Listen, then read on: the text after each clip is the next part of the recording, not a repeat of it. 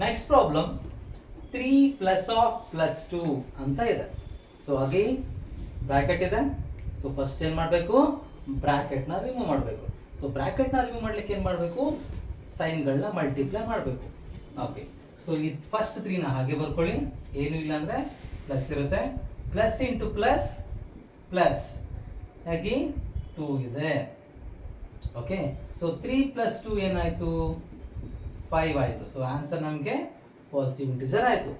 Next problem -10 ಇದೆ, first -10 ಇದೆ. So first ನೀವು ಬ್ರಾಕೆಟ್ನ ರಿಮೂವ್ ಮಾಡ್ಕೊಳ್ಳಿ.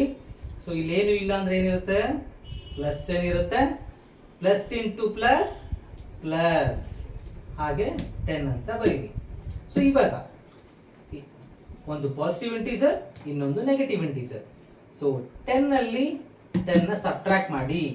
10 ಅಲ್ಲಿ 10 ಹೋದ್ರೆ ಕ್ಯಾನ್ಸಲ್, ಪ್ಲಸ್ 10 ಮೈನಸ್ ಕ್ಯಾನ್ಸಲ್ ಆಗ್ತದೆ. So answer is 0.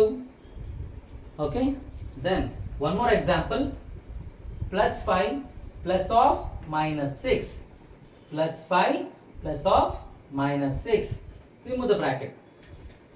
So 5 plus into minus ಏನು, ಮೈನಸ್. ಸೊ -6 ಆಯ್ತು. ನೆಕ್ಸ್ಟ್ 5 ಅಲ್ಲಿ 6 ಹೋಗುತ್ತಾ ಅಂತ ಯೋಚನೆ ಮಾಡಕ್ ಹೋಗ್ಬೇಡಿ, ಮತ್ತೆ ಹೇಳ್ತಾ ಇದ್ದೀನಿ. ಸೊ ಗ್ರೇಟರ್ ನಂಬರ್ ಇಂದ ಸ್ಮಾಲರ್ ನಂಬರ್ನ ಸಬ್ಟ್ರಾಕ್ಟ್ ಮಾಡಿ. 6 - 5 ಏನು, 1. ಗ್ರೇಟರ್ ನಂಬರ್ ಯಾವುದು, 6, ಅದರ ಸೈನ್ ಯಾವುದು, ಮೈನಸ್. So answer is -1. ತುಂಬಾ ಜನ ಅವಸರವಾಗಿ ಮಾಡುವಾಗ ಏನ್ ಮಾಡ್ತೀರಾ ನೀವು, ಮೈನಸ್ನ ಗಮನಿಸೋದಿಲ್ಲ. 6 - 5 1 ಮುಗ್ದೋಯ್ತು, ಅದು ಪಾಸಿಟಿವ್ ಇಂಟಿಜರ್ ಅಂತ ಬರ್ಬಿಡ್ತೀರಾ. ಸೊ ಮೈನಸ್ ಇದ್ದಾಗ ಮೈನಸ್ ಮೆನ್ಷನ್ ಮಾಡಲೇಬೇಕು, ನೆನ್ಪಿಟ್ಕೊಳ್ಳಿ. ಅರ್ಥ ಆಯ್ತಲ್ಲ?